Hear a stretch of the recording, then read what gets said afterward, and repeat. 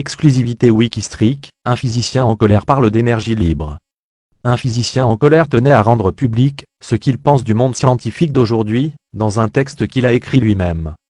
Il y parle d'énergie libre interdite, et de l'escroquerie du système actuel. Il donne des liens très intéressants.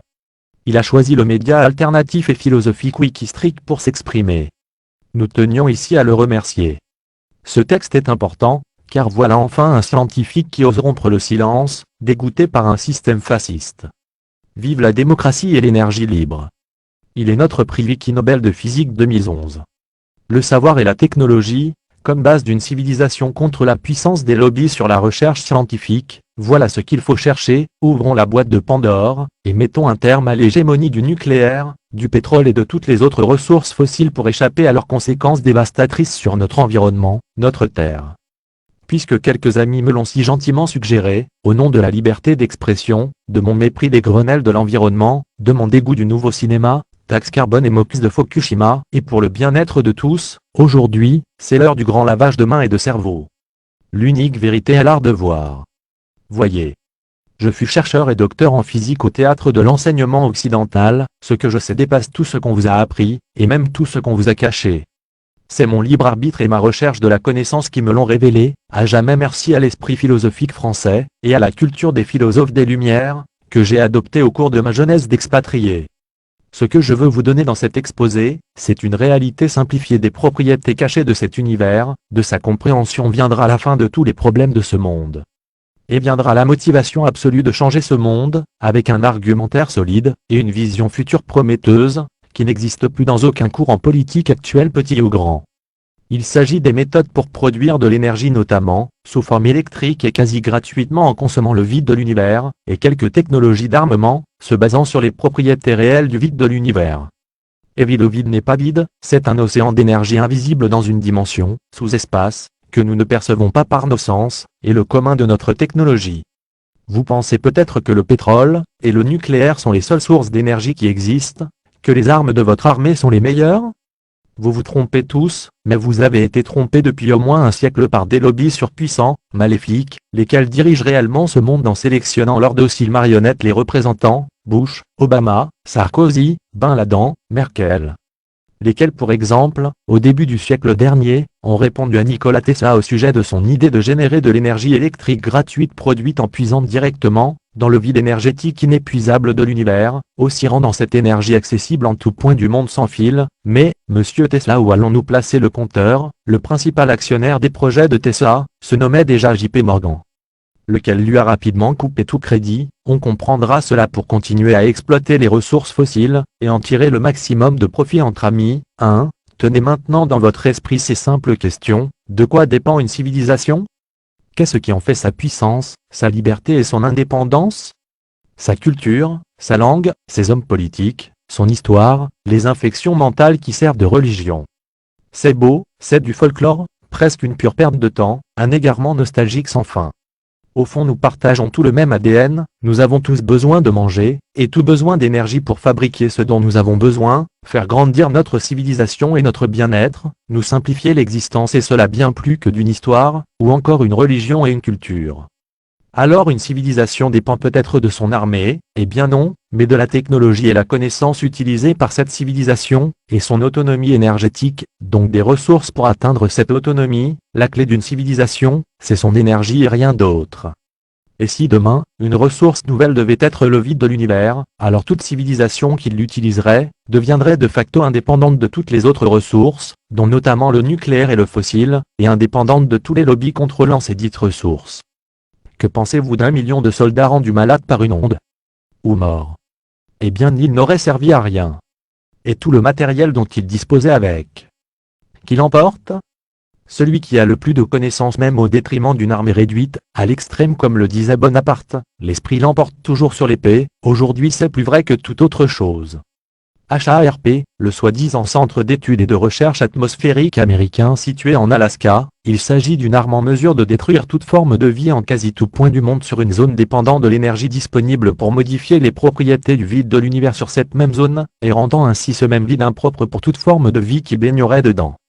Et bien d'autres phénomènes dont, tremblements de terre, catastrophe climatique, rendre inopérationnel tout équipement électronique, mur de plasma bouclier antimissile de telle sorte que le missile serait détruit durant son trajet immédiatement, après avoir été détecté, et peut-être même pour HARP, le dôme électromagnétique, à la façon Stargate, série dans laquelle l'énergie provient du vide, résistant aux explosions nucléaires. Et faisant écran à tout type de rayonnement, y compris radioactif et électromagnétique. Et les armes atomiques, alors un cinéma de plus, il serait si facile de s'en protéger, et si facile de châtier à distance, n'importe quelle nation avec une arme électromagnétique. Ces technologies ainsi que les sources d'énergie autonomes puisant directement dans le vide de l'univers pour les faire fonctionner, depuis des décennies les nations les possèdent, de sources sur les Russes à un stade pleinement opérationnel. Khrouchtchev n'a-t-il pas laissé entendre que l'URSS possédait des superarmes, les Américains, et quelques autres à un stade plus ou moins avancé. Bouche cousue avec les ovnis humains, ce sont les secrets militaires les mieux gardés au monde. C'est Nikola Tesla qui a découvert expérimentalement, imaginé et développé le concept de l'arme électromagnétique au rayon de la mort, il en a donné le principe de mise en œuvre, et les explications nécessaires à quelques nations entre les deux guerres mondiales. Le très éclairé docteur en physique et colonel Tom Béardan de l'armée US en parle, en particulier au sujet des armes dites secrètes, et des sources d'énergie alternatives. Je vous conseille fortement de lire son site internet en anglais, http://www.chenir.org. Vous avez entendu parler des ovnis, eh bien sachez qu'au moins une partie de ceux-ci sont humains, et sont de simples applications de l'utilisation et de la manipulation de l'énergie du vide, qui est la seule énergie capable de produire les phénomènes propres à un ovni, antigravité et accélération exponentielle. Je vous suggère simplement de regarder ce brevet rédigé dans la langue de Molière sur le site de l'INPI, Institut National de la Propriété Intellectuelle, http://fr_necom, publication de taille, biblio, cc égale à fr et nr égale à 2 916 316 a, 3 et kc égale à 3 et db égale à fr_necom et local égale à frfr. Bien sûr tous les scientifiques de la pièce de théâtre, vous diront que tout cela est strictement impossible. Que ce n'est que du papier de la théorie en dehors de la réalité, de la science-fiction y compris pour les armes électromagnétiques, et les méthodes de production d'énergie puisant dans le vide énergétique de l'univers, alors continuons un peu. Maintenant, reconsidérez donc bien le cinéma qui est fait au sujet du programme nucléaire de l'Iran, et à propos du pétrole et du contrôle des ressources fossiles partout dans le monde. Son but, c'est déstabiliser l'ordre politique mondial, de toute façon déjà soumis et pourri par tout type de lobby économique, politique, voire même spirituel, dans le but d'assurer l'hégémonie des USA et pays vassaux, ainsi que le modèle maléfique véhiculé par ceux-ci en le sauvant, et le justifiant presque toujours par une guerre supplémentaire, bien sûr sous de spécieux prétextes acceptés comme sérieux par l'opinion publique manipulée. Au fond il n'y avait pas d'armes de destruction massive en Irak, et ben là n'en est rien d'autre qu'une marionnette agente de la CIA, le 11 septembre un coup monté, 2. Et pourquoi? Car qui contrôle l'énergie d'une civilisation, contrôle cette civilisation.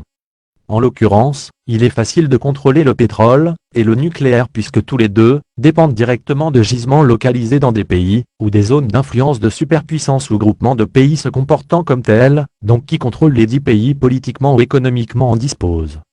À l'opposé de cela, il devient impossible de contrôler des pays ou une civilisation qui disposerait de sources d'énergie infinies émanant directement d'une nouvelle ressource incommensurable et disponible en tout point de la Terre ou de l'univers, ressources qui existent depuis au moins l'apparition de l'univers, ressources qui sont simplement l'application des lois réelles de l'univers à la science et à l'ingénierie. Lois découvertes même masquées et sempiternellement jamais enseignées au détriment du bien-être de toute l'humanité, pour que se perpétue toujours la toute-puissance de quelques lobbies, qui finalement se partagent et contrôlent ce monde. Il se dit que les 100 familles les plus riches de la Terre possèdent 80% de ces ressources. Allons, avec de l'eau du robinet et voire même votre pisse, il est possible de faire des milliers de kilomètres avec tous les moteurs actuels à combustible fossile en acceptant quelques modifications sur le système de carburation.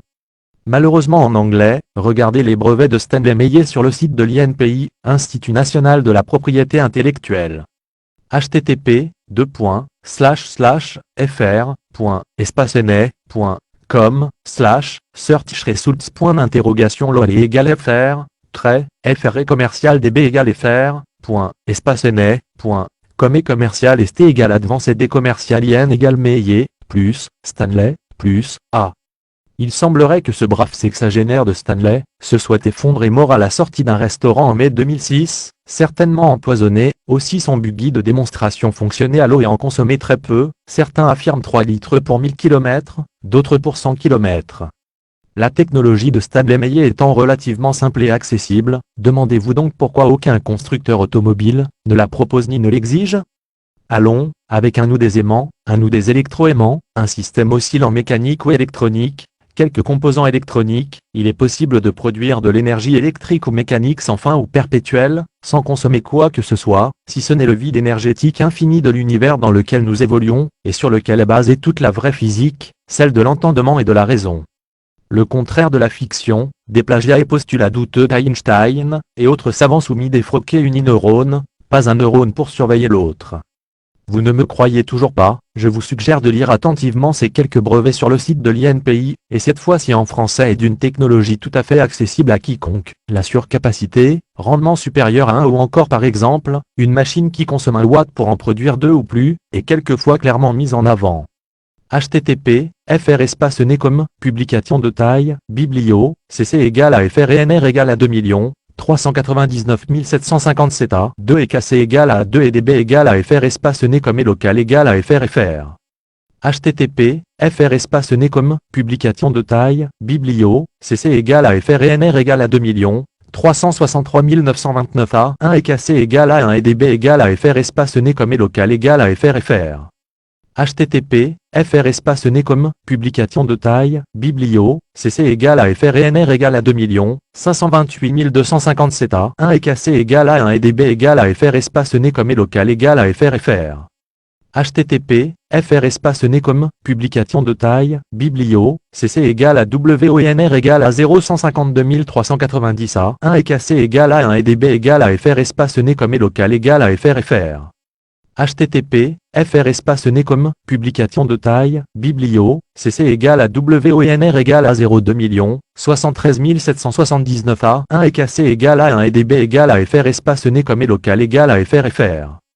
http fr espace necom, publication de taille, biblio, cc égale à WONR égale à 2 6 45 333 a 1 et kc égale à 1 et db égale à fr espace necom et local égale à frfr. Et plus compliqué, http fr espace necom, publication de taille, biblio, cc égale à WONR égale à 2 7 103 020 a 2 et kc égale à 2 et db égale à fr espace necom et local égale à frfr. http www.google.com, patent, id égale à 8 a et bage et sec égale à abstract et zoom égale à 4 et dq égale à plus 7 plus capaciteur plus discharge plus électrique plus engine. http v 3 espace necom, publication de taille, biblio, adjacent égale à trou et kc égale à et date égale à 20 70 523 et nr égale à 2 432 463 et db égale à epodoc et local égale à frfr et cc égale à gbft égale à d. La liste est très longue. Par crainte de non-recevabilité des brevets, bien souvent il n'est pas mentionné dans ceux-ci, surunité, rendement supérieur à 1, surcapacité, machine perpétuelle, boucle close sont des termes prohibés. Sérieusement, il ne faut pas contredire les lois de la thermodynamique. 3. Bien sûr, ces inventeurs pour certains chercheurs et docteurs, et sciences ne sont que des bouffons, qui amusent la galerie dans la pièce de théâtre dans laquelle nous vivons, et surtout à traiter comme tels. Et pour tous ceux qui veulent en savoir plus, un très bon site en français qui vous apprendra comment modifier votre voiture simplement, pour consommer de l'eau jusqu'à 50%, et par là même cesser de polluer, ou encore comment combiner le dioxyde de carbone, CO2, avec l'eau pour reformer du carburant, cela ne serait-il pas plus judicieux qu'une taxe carbone? Regardez par vous-même, http://quantum.free.fr. Un autre en anglais très complet sur de nombreux phénomènes et machines à surcapacité les exploitants, http://pswiki.com. Sérieusement, vous pensez que jamais les constructeurs automobiles, les producteurs d'électricité, ne furent sollicités par ces inventeurs ou encore par des chercheurs? Alors votre naïveté est grande, au contraire ces inventeurs furent dans le cas de contact avec les constructeurs automobiles sommés de se taire, ou bien encore de mourir comme ce brave Stanley et d'autres. En ce qui concerne la production d'électricité, c'est identique. Il fallait toujours consommer une ressource tarissable pour être crédible, ou encore s'aventurer dans des projets pharaoniques comme les centrales nucléaires, ou la recherche sur la fusion nucléaire mais seulement à chaud. Depuis des lustres, un consommateur qui consomme jusqu'à ce qui devrait être gratuit, comme du carburant au lieu d'eau pour sa voiture, de l'uranium, du charbon, du gaz, au lieu du vide énergétique de l'univers dans lequel nous vivons, lequel vide sans fin contient une énergie colossale, le milieu qui se trouve entre les atomes, entre les planètes, dans tout l'univers, autrefois appelé éther, à titre d'analogie chaque centimètre cube, contient assez d'énergie pour recréer toute la matière visible de l'univers que nous voyons avec le plus puissant de nos télescopes, ou encore assez d'énergie pour mettre en ébullition tous les océans de la Terre. Si vous n'avez jamais entendu parler d'énergie libre, de machines à surunité ou surcapacité possédant des rendements bien supérieurs à 100%, c'est pour que vous viviez en esclave de la consommation, en consommant en premier de l'énergie payante tout en dépendant de celle-ci, et celle-ci dépendant de sources tarissables, comme les énergies fossiles ou nucléaires actuelles. Justifiant ainsi l'impérialisme et la guerre, les légitimant par la crise, pétrole à $150. Le tout savamment orchestré par des médias malveillants obéissants, et n'étant point des journalistes, mais une mafia de la Pravda démocratique mondiale nous gouvernant, laquelle se trouve directement aux ordres des sectes et lobbies les plus puissants. C'est cela qui fait donc la force de ces lobbies maléfiques, et c'est vous le moteur de cette force suite à l'ignorance dans laquelle ils vous ont plongé. Maintenant, j'espère que vous comprenez que les lobbies maléfiques contrôlant ce monde à tous les niveaux de sa hiérarchie, fabriquent les crises et les guerres pour vous asservir, fabriquent l'esclave moderne. Le travailleur idéal et s'enrichissent de manière infinie sur votre dos et votre crédulité. Toutefois, le système d'enseignement actuel en est responsable, car lui aussi est contrôlé par les lobbies notamment énergétiques. Si vous saviez le nombre de thèses de recherche financées par ELF, EDF, et autres géants, des fois je me suis demandé si l'enseignement public l'était encore, libre de lui-même ou bien un instrument pour faire réaliser des économies aux groupes industriels, qui soumettent directement leurs propres sujets d'étude. Dans les universités, les bons professeurs lavent le cerveau des étudiants, ne leur donnent pas la connaissance, ni même l'indépendance d'esprit pour l'accueillir. Au contraire, tout est fait pour les étudiants ne puissent jamais l'atteindre, jamais ouvrir leurs yeux et voir par eux-mêmes, rarement se poser une question pertinente, et surtout en dehors de ce qu'ils apprennent. Cela sans même qu'ils ne s'en rendent compte, la parole du professeur étant quasi divine et son cours terrible. Je fus obligé d'apprendre des décennies, la loi de conservation de l'énergie, 3, comme étant un principe universel et général de l'univers. Alors que c'est un cas particulier, en réalité cet univers est une mer d'énergie, de la matière qui le compose jusqu'à son vide, dans cet univers sans cesse de l'énergie, semble apparaître de nulle part, c'est pourquoi l'univers est en expansion, sa matière noire manquante, supercherie de la physique, c'est l'énergie de son vide. Je fus obligé de ne jamais aborder certains prix Nobel comme Liang, 4, au sujet des théories des interactions faibles, et la non-conservation de la parité, et de la loi de la conservation de la parité, et autres lois de symétrie en physique. D'ailleurs ceux-ci et quelques autres, ne sont et seront jamais mentionnés dans aucun ouvrage de physique. Les aborder aurait signifié, que cette parité ou symétrie puisse se rompre ou ne soit pas si parfaite. Et que de l'énergie puisse jaillir de nulle part. Comme la gravité par exemple. Ou encore c'est aussi idiot que cela, mais le magnétisme d'un aimant est permanent et pour autant l'aimant ne se consomme pas, au sens d'une bûche qui brûlerait pour produire une flamme, la masse de l'aimant ne diminue pas pour produire son champ. L'énergie nécessaire pour fabriquer l'aimant est des milliards de fois moindre que l'énergie constante cumulée restituée par le champ de l'aimant au cours de son immense durée de vie, estimée à plusieurs siècles. Je fus obligé d'enseigner les fausses théories d'Einstein, et de ne jamais le critiquer pour ne pas être un vilain antisémite en particulier, dans l'esprit des meilleurs cancres de la classe. La relativité est une pure idiotie de la physique, et ne décrit absolument pas l'univers dans lequel nous évoluons, car tout simplement basé sur des hypothèses fantaisistes, des postulats erronés. Invérifiable par ailleurs et suggérant que la vitesse de la lumière ne peut être dépassée car étant une constante absolue, c'est archi-faux et cela a trompé des générations de chercheurs et trompe encore, des expériences de laboratoire prouvent que des ondes peuvent sous certaines conditions se déplacer plus vite que la lumière. 5. J'affirme aussi que toute la communauté scientifique honnête et contemporaine d'Einstein riait de la théorie de la relativité, dont Nikola Tesla et ses confrères en particulier, car Einstein pensait avant de se rétracter que le vide était bien vide. Einstein c'est l'anti-Pierre de Rosette de la physique, une tromperie impensable et rien d'autre. Je fus obligé de cautionner des idées folles, comme la recherche du boson d'Higgs, particule hypothétique qui serait à l'origine de la gravité, et pour le trouver la construction d'accélérateurs de particules, comme celui du CERN d'un coût de 6,3 milliards d'euros, entièrement financé par des fonds publics gouvernementaux, pour au final ne jamais rien trouver. La gravité s'expliquerait bien plus volontiers, comme étant la conséquence d'une rupture de symétrie inhérente à la structure de l'atome et le vide de l'univers, l'atome ne pouvant exister dans ce vide énergétique que dans un état de pseudo-équilibre entre lui-même et ce vide, duquel se génère un champ uniforme émanant, et s'exerçant sur tout atome. Ce champ fait partie des propriétés physiques de la structure de tout atome et du vide. L'univers, c'est ainsi car la structure de l'atome, et du vide énergétique dans lequel il évolue sont ainsi, la gravité est le résultat d'un champ, non pas d'une particule, ni même ce champ est l'émanation d'une particule, mais plutôt d'une multitude d'interactions de la structure de la matière avec le vide de l'univers. Avec ces 6,3 milliards d'euros, nous aurions pu changer le monde déjà 1000 fois, votre voiture roulerait en consommant le vide de l'univers, l'électricité deviendrait gratuite, il n'y aurait plus de stations-service, de centrales nucléaires, de pylônes électriques, de pollution, et surtout plus de guerre pour courir derrière les ressources naturelles ou en assurer leur transport en toute sécurité. Pourtant, la presse du monde vous a vendu cet accélérateur de particules comme étant la solution à la compréhension de l'univers et de la matière qui le compose. Il n'en est rien. C'est au contraire s'éloigner davantage de la réalité pour ne surtout pas confirmer la théorie de la supersymétrie, et tous ses développements possibles. Aussi cet accélérateur vous a été vendu par la presse internationale, comme pouvant déboucher un jour sur un moyen de produire de l'énergie propre en grande quantité. C'est un mensonge. Jamais de telles recherches ne jailliront un seul kilowatt exploitable industriellement.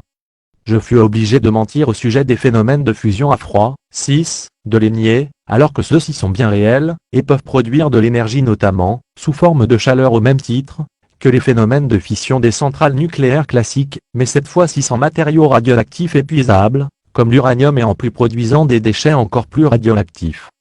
Je me souviendrai toujours du 23 mars 1989, la une du Financial Times titrait « Deux électrochimistes, Stanley Pons et Martin Fleischmann, déclaraient avoir réussi à obtenir une réaction de fusion nucléaire lors d'une relativement banale expérience d'électrolyse dans de l'eau lourde. » De nouveau, je fus obligé de mentir et d'expliquer que cela était au minimum, une erreur d'interprétation au maximum, une farce et surtout impossible. Pourtant, suivant l'avis de dizaines de physiciens, qui ont reproduit et perfectionné l'expérience, ça fonctionne très bien avec un potentiel apte pour arrêter toutes les vieilles centrales nucléaires du monde. Aucun budget pour approfondir sérieusement le sujet, les lobbies considèrent que seule la fusion à chaud est possible, aussi ils ne voudraient pas perdre trop rapidement ce qui fait leur puissance, le contrôle des ressources naturelles épuisables rendu superflu par excès de connaissances. Martin Fleischmann fut tant écœuré par la presse au contrôle des lobbies, qu'il fut obligé dans le regret de se rétracter. Et je fus obligé de suivre le programme d'enseignement à la lettre, de choisir les sujets des thèses de mes étudiants. De qui et pour qui? Des lobbies ignobles qui aujourd'hui, ont précipité l'humanité là où elle se trouve, dans un véritable et bien réel théâtre en feu très proche de son effondrement. Dans les années 70-80, nous parlions déjà de l'énergie libre, et de théories sur l'univers bien plus avancées, et proches de la réalité que tout ce que nous devions enseigner. Nous fermions la porte du bureau, et n'en parlions pas avec tous nos autres collègues, par crainte d'être catalogués hystériques, et de recevoir aucun budget, une mutation, ou pire quelques-uns d'entre nous à travers le monde ont d'ailleurs laissé leur vie ou plus simplement, furent sévèrement remis en place pour en avoir parlé en public, ou encore proposé des machines ou technologies, qui mettraient fin à l'hégémonie de la fission nucléaire et du fossile, ou encore même démontrer seulement, pour la simple curiosité, que le vide n'est pas vide mais plein d'énergie. Demain, pour vous et vos enfants, vous pouvez changer ce monde, le rendre propre, sans pollution, sans guerre, vous pouvez retrouver votre liberté, votre indépendance, cela dépend de vous. Peuple souverain, serions-nous victimes d'une conspiration? Un bon procès pour tromperie s'impose. Jugeons sous le regard du savoir, et la technologie le Grenelle de l'environnement, et les solutions toutes les unes les plus absurdes que les autres qu'ils véhiculent, ces Grenelles si chères aux nabos rois de France. Jugeons la taxe carbone qui aura certainement bon dos sur le dos des plus pauvres d'entre nous, et ainsi que tous ces faux écologistes de pacotille, ne présentant que des solutions dictées par les grands groupes industriels.